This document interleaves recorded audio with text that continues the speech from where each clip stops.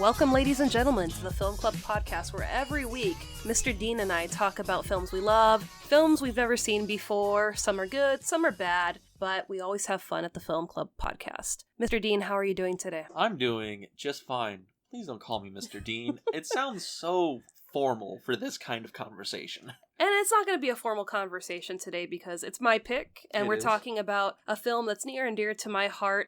We're going to be talking about Halloween 2018. Yes, we are. This is the reboot that just made it, right? The reboot that's technically the sequel to a movie that came out over 40 years ago. It's a very interesting kind of movie, right? It's a good movie. It is a good movie. I think we can both open with that. It's a good movie. Out of the Halloween films, it's really good. I mean, when you have the star of the film saying that this is like one of the best sequels to the original film, yeah, it's a great movie. So, should we tell everybody about our weekend? You're going to, so you might as well. Because we spoiled it last week that we were going to be meeting some of the cast and crew from Halloween past and present. Yeah. And, wow, it was a blast. Yeah, we got to meet Nick Castle, James Jude Courtney, PJ Souls, Will Sandon? Yeah, Will Sandon.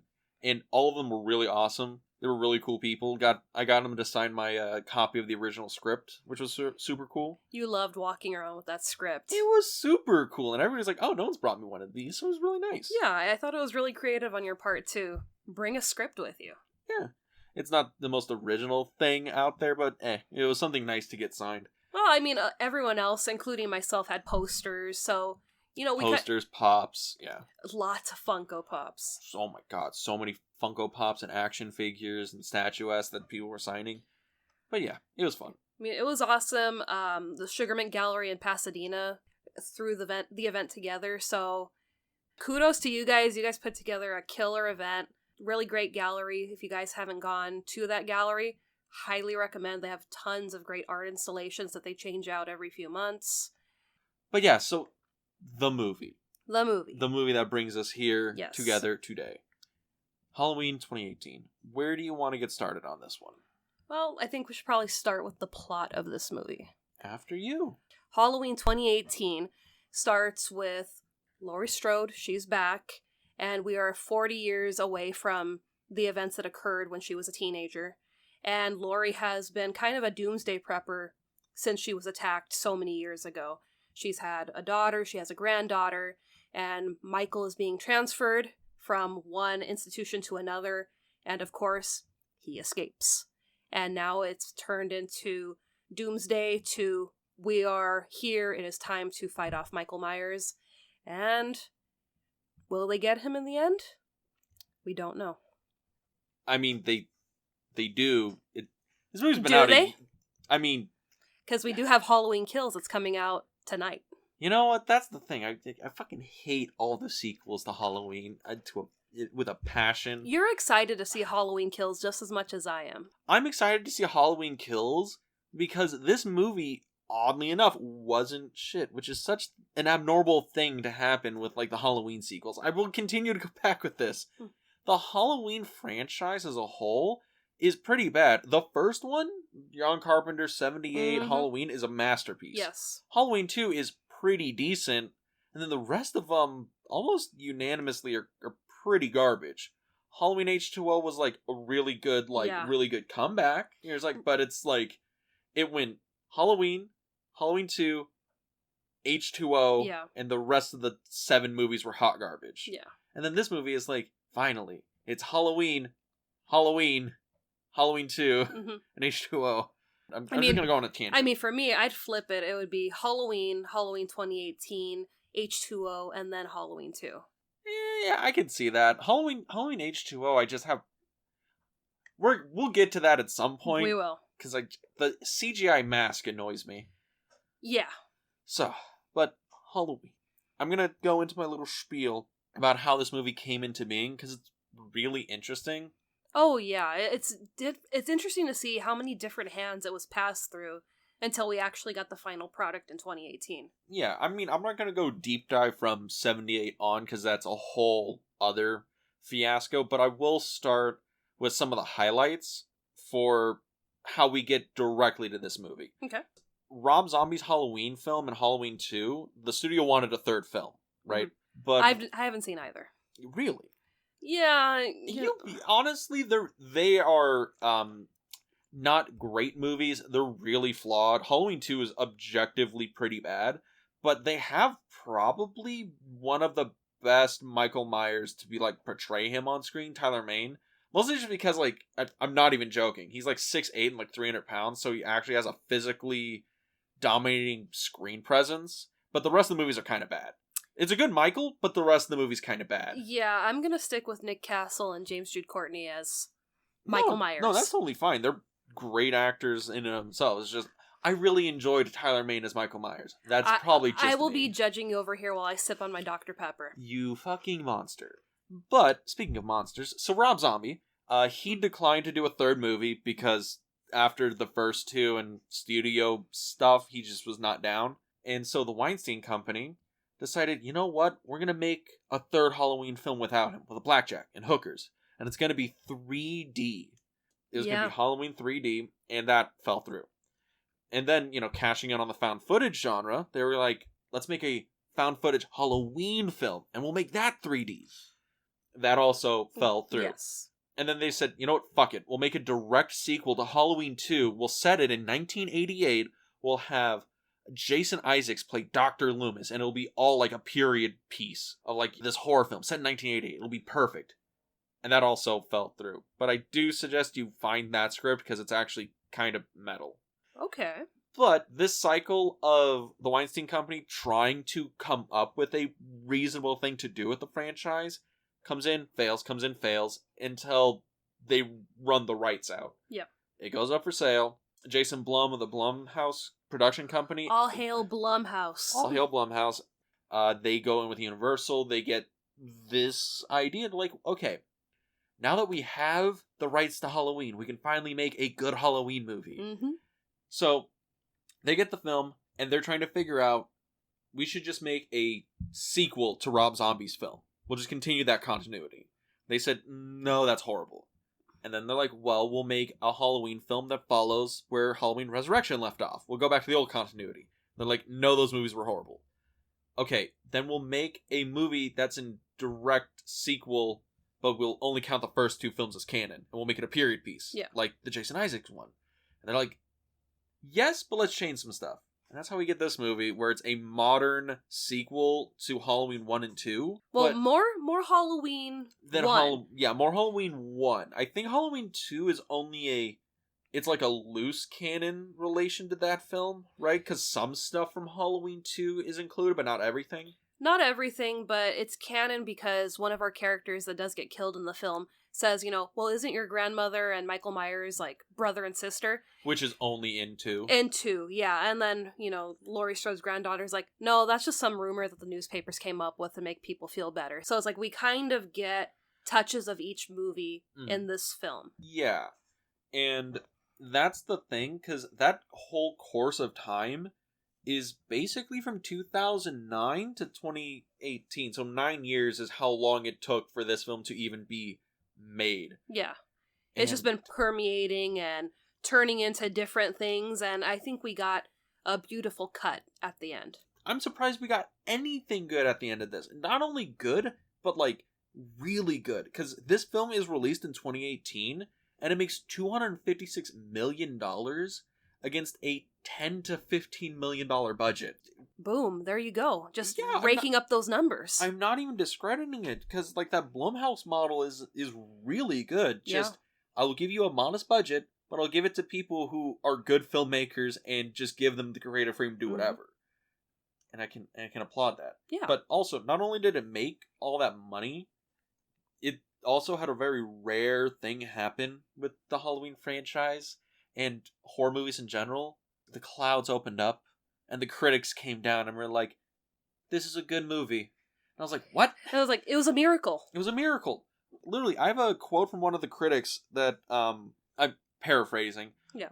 But in his eyes, it wiped the slate clean for the franchise. Literally, this movie made up for the decades of bad, like the bad films the franchise had. Yeah. This movie revived the series. And it's pretty True. Oh, yeah. And with that production hell, it's a miracle that this even happened. Yeah, Halloween 2018 definitely wiped the slate clean, but it's no matter how bad the in-between movies were until we got here, people love this franchise. Oh yeah, don't get me wrong. I completely can understand why people really enjoy and love the Halloween franchise. It's one of those things where I feel when you look back at the original Halloween, it's tamed by today's standards, right? Yeah. But it was so different than everything else that was coming out at the time, and it basically influenced the entire slasher genre. It was the template for the slasher genre afterward. And it's just really interesting to get this film, Halloween 2018, where it felt like almost a throwback film in that way, where it's like, wait, we can have like good slasher films again? We haven't had a good slasher film in like 20 fucking years. It's back. It's finally back. It's finally happening. But now let's actually talk about the fucking movie. And there was my long tangent about the production and all that other stuff. Brava. Brava. We're only 15 minutes in. Now we get to talk about the real movie. So I like how in this movie, the original Halloween, no blood. It's very minimal. We see it mostly in the beginning when Michael kills his sister. Yeah. This movie is kind of upgraded to today's standards where... It's a lot more gory. There's a lot more blood effects. It's definitely picked up a lot of tricks that were coming in the slasher genre in the intervening years.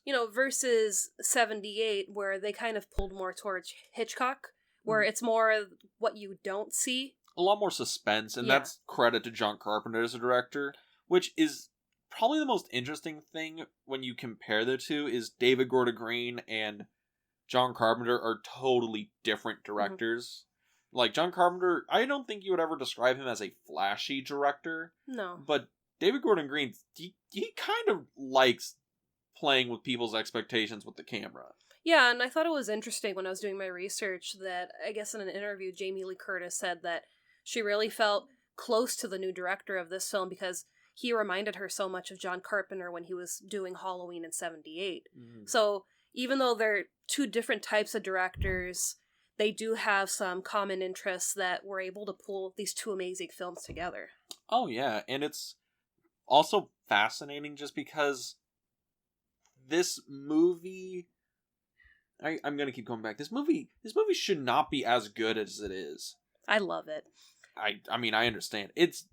Don't get me wrong, I still think it's a really, really good movie. I don't love it. There's certain things I'm like, I really wish, like, some of the characters had more to do. Like the boyfriend that is cheating on, on Laurie's granddaughter? On Laurie's granddaughter. He just disappears, and then it's like, oh no, you're gonna get him in Halloween Kills, right? And yeah. I think that's my biggest issue with this, is it feels like part one of more movies, and I hate that. It's one of those things where it's why I really love the original Halloween. It's a great movie if there's no sequels. Because as a standalone piece, it's fantastic. The ending of the original Halloween is so creepy. It's so good. Because it's so open and it lets your imagination run wild. And this movie does that. It has that same open ending where it's like, oh, Michael could be anywhere and it's the blaze in the house and all that stuff. But then I'm like, wait, there's like 3 or 4 plot lines that didn't get wrapped up here. Oh, it's because there's a sequel after this. Motherfucker. Just do it all in one.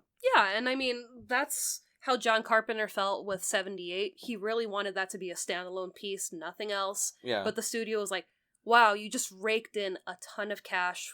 This could be a cash cow. We got to keep the story going.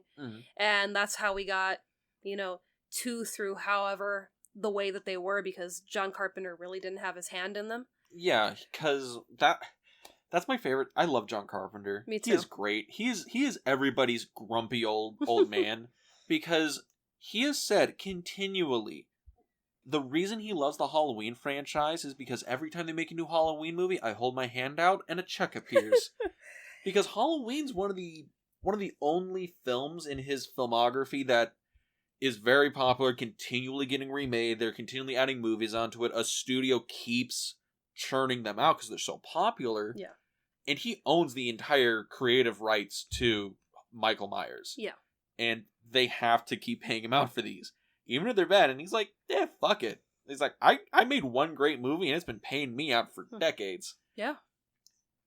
John Carpenter's awesome. We should have more John Carpenter He's movies. the best. He's great. I love The Thing. That's a great movie. Yes, I know. You love The Thing a lot. It's great. It's his masterpiece. But back to Halloween. Yes. So, I really like that in Halloween 2018, they kick it back to 78, where you really get the POV, like you're moving with the characters in the film. There's also a lot of homages going on in Halloween 2018. Yeah. Where Michael's going through, the same house as Laurie went through in the first one. And there's all these, he's killing people the same way that he killed them in 78. Yeah, and there's a lot of, interesting visual homages going on. How he finds the butcher knife is the same way that he finds it in Halloween 2. And it's, even set up in the same, kitchen setup, which is, really detail-oriented set design, which is really cool. If you're a fan of the movie, you're going to pick up on these. And if you're not a fan and this is your first kind of encounter with Halloween, you're still going to think it's a great film overall. I hesitate to call it a great film. Because I think it's a good film. I think it's a really good film. It's just, it's not better than 78, in my opinion. Oh no, 78 is always going to be above it. Yeah, 78's a masterpiece. It's just with 2018, I feel this is probably one of the best in the series, in the franchise. But it as itself feels like it's not a completed narrative because of the loose plot lines going on that they're gonna pay off in Halloween Kills and Halloween Ends and so on and so forth. That's the one thing that makes me mad about Halloween Kills, is I know there's gonna be a one after it. So this is the middle part of a 3-part story. Would it have worked better for you if we had gotten it the year after 2018? I mean, that was the plan. Yeah, and with COVID, it got delayed a year. But do you think it could still work together as a story that we get it kind of 2 years later? I mean, it's going to. I mean, we are gonna go see it. Let's be real. Absolutely. But I don't know. Let's talk about the actual movie, because we talked about mazes and we talked about everything around it. Well, I mean, that's just how big the spectrum of the Halloween universe is. I understand that, but it's really... Okay, I actually have a question for you. Okay. Because this movie is this movie brought back the Halloween franchise, right? Because the Halloween franchise, you would admit, was pretty much dead for a decade. I mean, with new releases? No. In your opinion, because we get Resurrection came out in what, 2000, 99? Somewhere in there. Yeah, and then we had the Rob Zombie Halloween film. The last one came out in 2009, I think, and you didn't even go and see it. And you're a huge Michael Myers mark. Oh yeah, I refuse to watch it. Yeah, so in your eyes, was the franchise dead since we hadn't gotten a new film or any new anything for a decade? I don't know if I could say it was dead, because the people that love Halloween, the franchise isn't dead. No. And I'm talking about movies. Yeah, I understand what you're saying. But movie-wise, yeah, really wasn't sure if there was ever going to be another new movie until we got word that there was going to be 2018. Mm-hmm. And there was okay, there's hope. And then there was word Jamie Lee Curtis is coming back for it. And it's wow, this can actually be the resurgence that we've all been waiting for. And it came through. Yeah, so you're in the camp of you were just hyped that we were getting anything new. I was hyped, and then really my expectations were met when Jamie Lee Curtis was signed on. Okay, because my expectation for this was it was going to be dog shit. No. You didn't think it was going to be bad. Mm-mm. Because, the thing is oh, we got Jamie Lee Curtis in, it's going to be great. And I'm yeah, that happened with Resurrection, and that was dog shit. That was the thing, it's like going back to the buffet after you've had too much to eat, and it's just making you sicker and sicker. And that's the Halloween franchise was to me for so long, that I started to hate it. I loved 78, but I hated every single movie. And every time they said they were making a new one, I just was so angry that they were trying. It's like Friday the 13th. How many Friday the 13th attempts they've made to make new ones and nothing came out of it? And yet, there you are, watching every single last one because you are a Friday the 13th fanboy. Yeah, because I'm a fucking horrible person that makes poor life decisions. We've made that observation. Come on, jump on the Halloween train. Come on, you could do it. I'm on the Halloween train. Like, 2018, I really did enjoy. My personal favorite thing is, like, the fact Jamie Lee Curtis showed up and gave a great performance. Like, I love the fact that that the character of Laurie Strode was dealing with this PTSD. Jamie Lee Curtis portrayed it so well. The fact that you can see within the framework of the script and the story how that affected all the relationships that were permeating. The world feels so lived in. Mm-hmm. The parts of the script, or the parts of the story that work so well. And then you have the guy that's the stand-in for Dr. Loomis, the therapist. Yeah. And I'm like, why the fuck did he murder the cop? Is it like, because he's crazy? And I'm like, fuck off! Because he's obsessed with Michael Myers. Fuck off! So am I. I'm not killing people dressed as Michael Myers. I've seen every one of these movies. I'm more obsessed with Michael Myers than that guy is. Maybe. Maybe. Yeah. In universe, alright, I've seen Michael Myers kill more, like, naked teenagers than that guy has ever seen, alright? Doesn't he kill, like, 2 naked teenagers? Out of the whole series? Oh, I'm thinking, like... I'm thinking 78 and 2018. See, there you go. See, I've seen, the intervening ones. But that's neither here nor there. But I really dig this movie. And it's just one of those things where it's so surprising. That's the thing I keep coming back to. I'm so surprised this movie's good. I really want it to just be bad so I can just file it in my brain with the rest of Halloween and just like, alright, I watched it, I had my fun, I had my jollies, I can put it away now. But it's actually good, and it annoys the shit out of me. It's good, and I really love the comparison for Laurie Strode that she comes back kind of like Sarah Connor, where she just comes back kicking ass, she's ready to take on Michael Myers. I don't think she's ready, though. Which is the part I like the most about it. Like, she's ready with, like, I have the guns, I live in a compound now. Dude, I want her house. Her house don't. Her house is badass. Her house is horrifying. No, it's badass. Are you kidding me? It's in California or Illinois or wherever. A strong breeze happens, and then, boom, you're locked inside your dungeon house for, like, ever. Because you move in and be like, man, this looks like a nice house. Knock into a wall, and then machetes fly from the ceiling. Because there's a machete room in her house. I refuse to believe there's not. There's a room full of mannequins. There's a machete room in her house. But how cool is that cellar? It's underneath the kitchen island. You could hide under there. Also, it made me think, was that a little nod to Psycho with the cellar, the preserves, where he keeps Mother? I don't know if that's a direct Psycho nod or if it's something to do with... Let me grab my pretentious scotch real quick. Ooh, take a sip. Nice scotch. But if we're going with that, Michael ends up at the basement, right? And Laurie, no matter where she goes, where she is, Michael is always like somewhere in her mind. She can repress it as much as she can, but he's always there. Down at the bottom, he's there. And Michael, at the end, he's in the basement, and we hear and there's the fire going, and it's like, even if she's burning him out, the breathing, all that stuff, Michael is still there somewhere in her head. Yeah.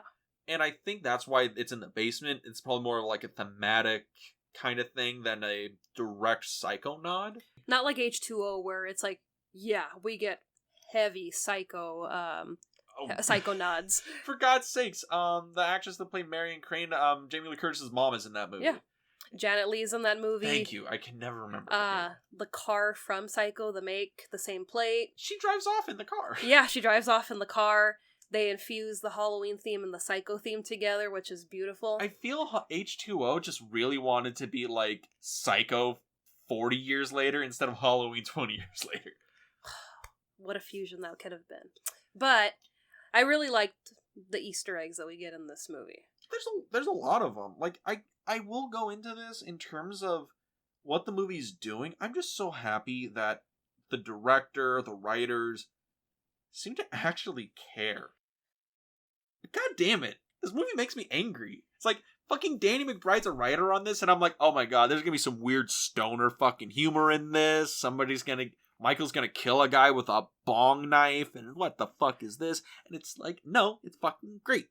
They even kill the true crime podcasters, and they're commentating about how people are profiteering off the death of... Fuck this movie.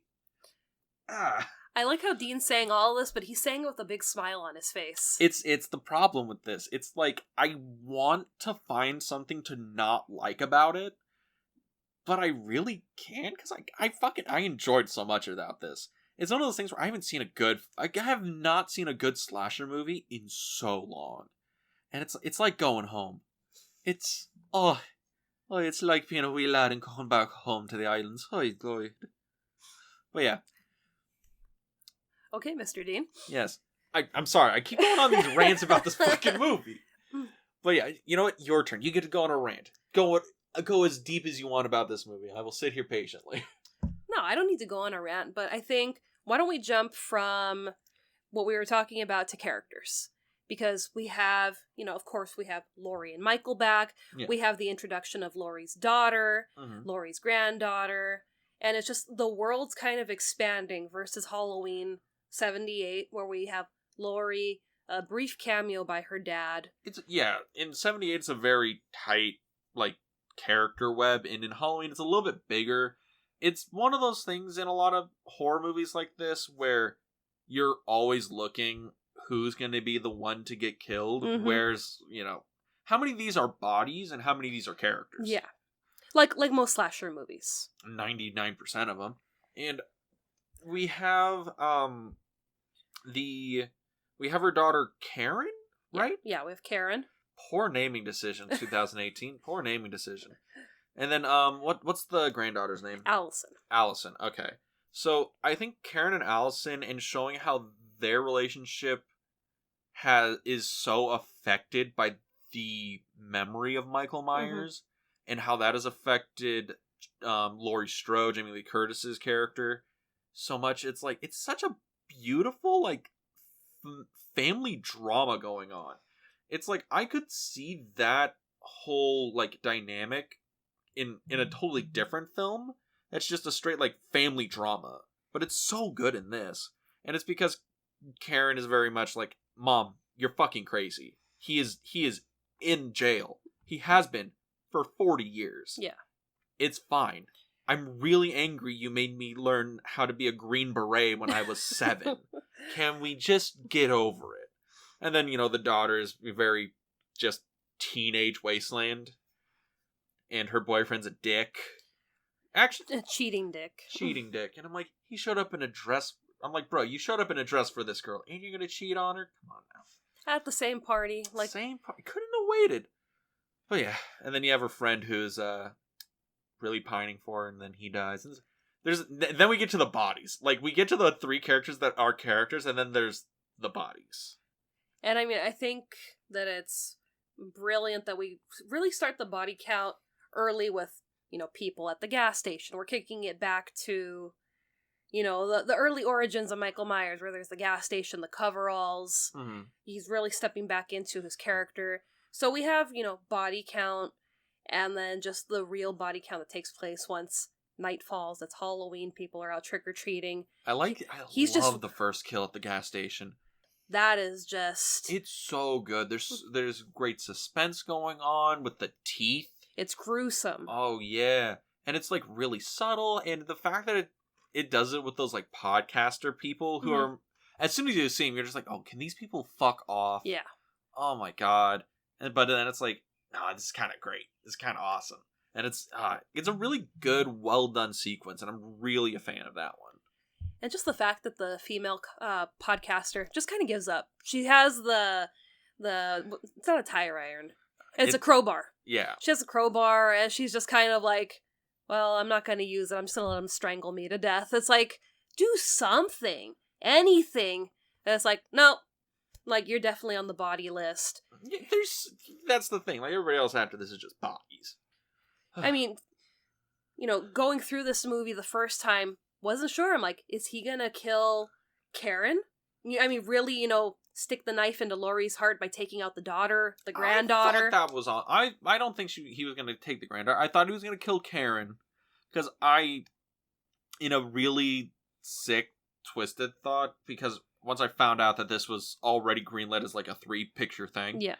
I thought, okay, we have it's going to be the first movie we're going to kill Karen. Second movie we're going to kill Allyson. Last movie with Halloween Ends, it's going to end with Laurie and Micheal like dying together, and that's the closing of the franchise. You know, the Strode line is completely dead. Michael's dead. The Myers line is dead. The Myers line is dead. It's like Halloween is at an end. I thought that's what was going to happen. I still think in Halloween Ends, we're probably going to get the death of Laurie Strode. That would be my, stone cold pick of the century. Yeah, she's probably not going to come back. I mean, I understand it. I get it. These stories have to come to an end at some time. I really can see it picking up with Allyson. Well, that's the issue with this is if you pick up with Allyson, then it's like, well, you're continuing the continuity where Micheal is going to be in his mid-70s to 80s soon. I mean, we're kind of encroaching on like Friday the 13th territory where he's not a person anymore. He's just this golem of anger. Yeah. Which is why I really like Friday the 13th. Jason is just this golem of anger, and it's really funny. But Michael Myers is not that. He's just a force of nature, which is what he's always been billed as. Yeah. But it is a thing where it's like, I really dig this movie, is how it's going to keep going. Yeah. Where I have a lot more questions. Because this movie in and of itself, if we really wanted to be quick about it, it's like, it's really good. You should go out and see it. Yes. Also go see Halloween Kills. Yes. If you're a fan of slasher movies, you're gonna love this. Even if you're not a fan of slasher movies, there's still enough good stuff in here. You'll probably get a kick out of it. And it really is kind of the proof in the pudding that these slasher reboots can kind of work. Because I don't know if you heard, but this gets made. Huge success. Mm-hmm. Everybody's behind it. And Robert Englund has basically said he's willing to come out of retirement to be Freddy. To be Freddy again. The lawsuit over Friday the 13th got finished, and they are already greenlighting new Friday the 13th movies. The Chucky television series is a thing now. Yeah, I think it's actually premiering tonight. Yeah. And that's like the craziest thing is, as soon as Halloween back in the olden days, it led the charge like, hey, this is the new like horror stuff we're doing. It's because it's a proto slasher, and it came out in 1978, and by the entire 1980s, it's taken up by slasher movies. Yeah. Then we get like that remake trend in the early 2000s. Nothing really takes, and then Halloween again comes in, and it's like, hey guys, this is how you do it. And now all these people are like, yeah, you know what? Let's do that. Yeah. I love when history rhymes. It's really nice. It's like the universe is correcting itself. We're coming back to a happy time when all the slashers are back.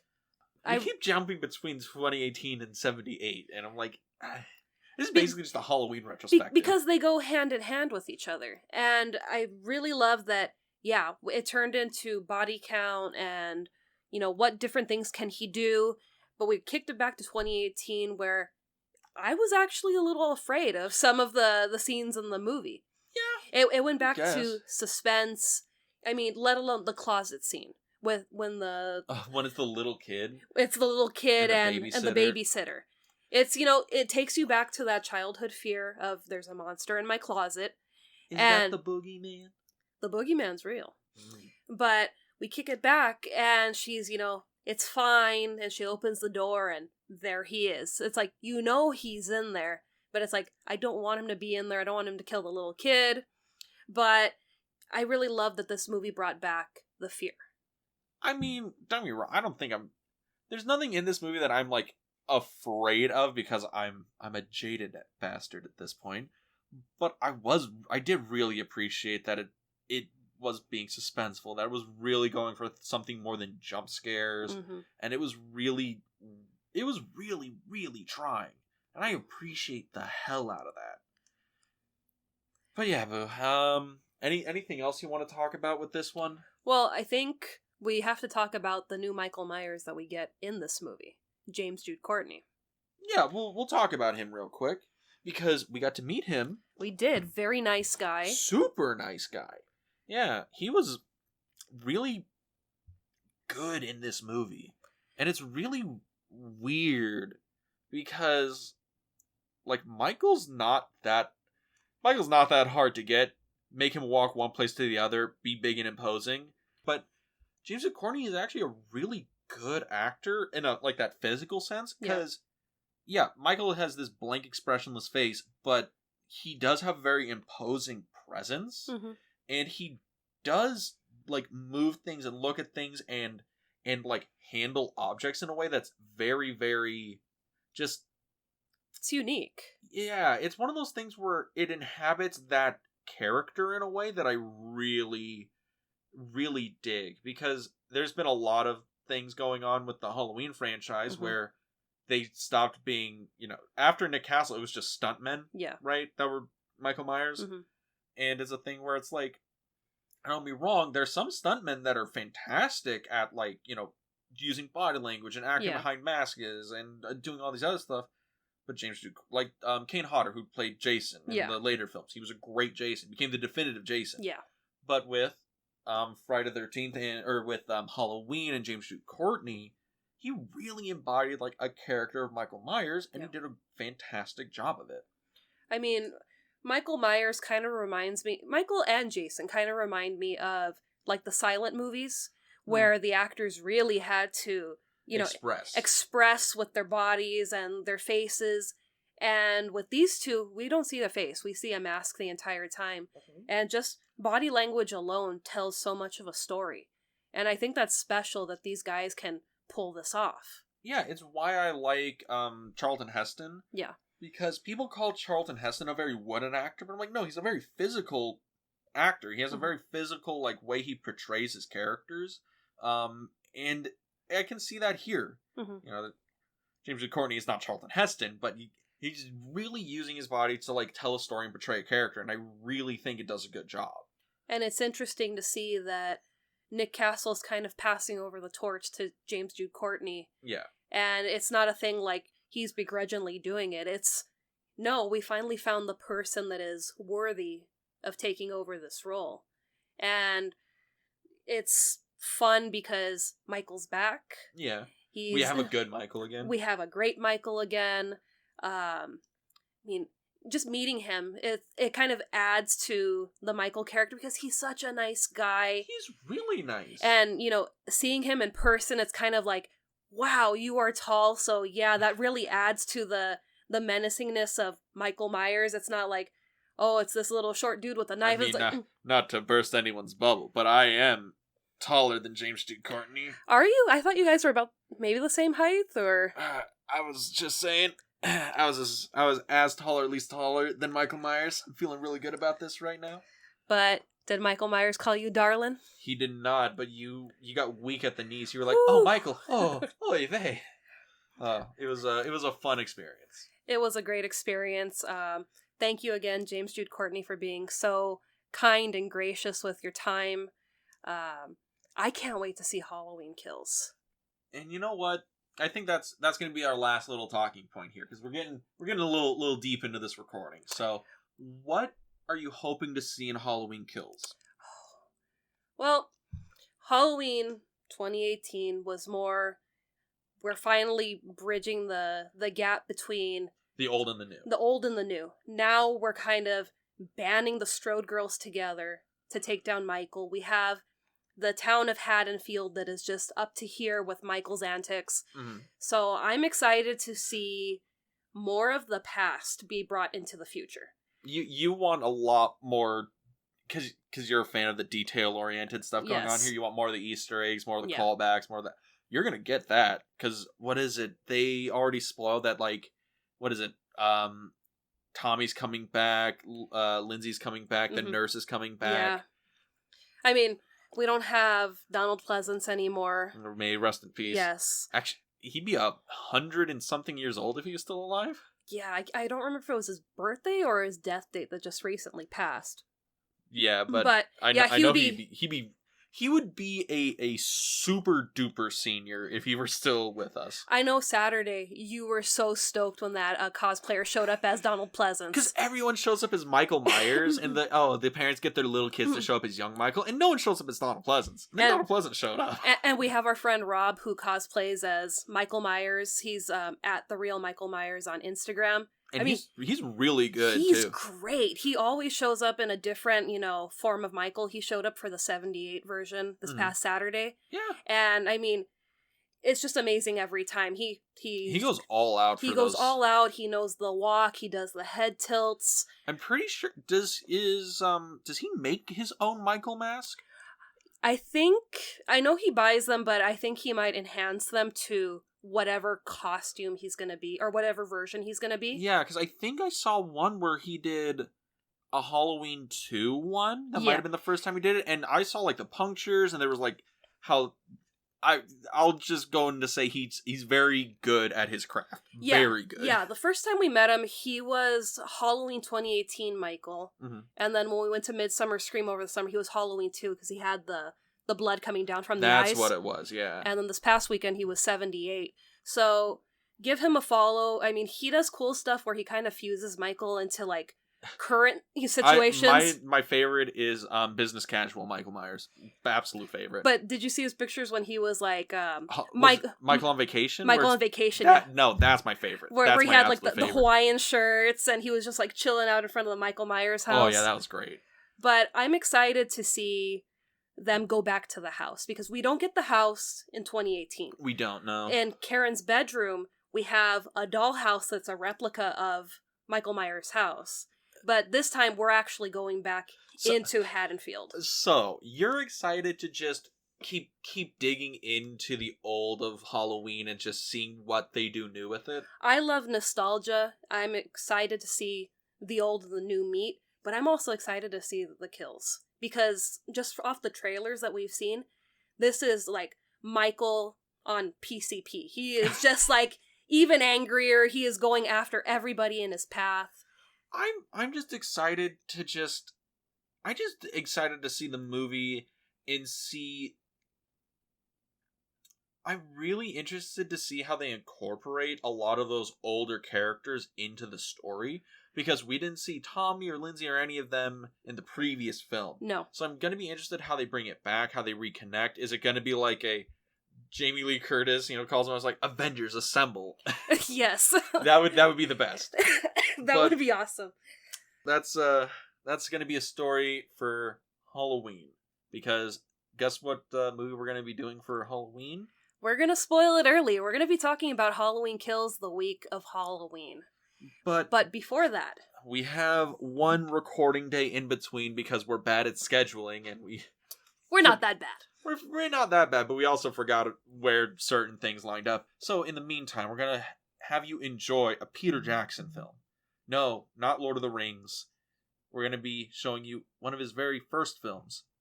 And it's going to be pretty sweet because it's going to be Dead Alive. That's right, 1992 Dead Alive, also known as Brain Dead in native New Zealand.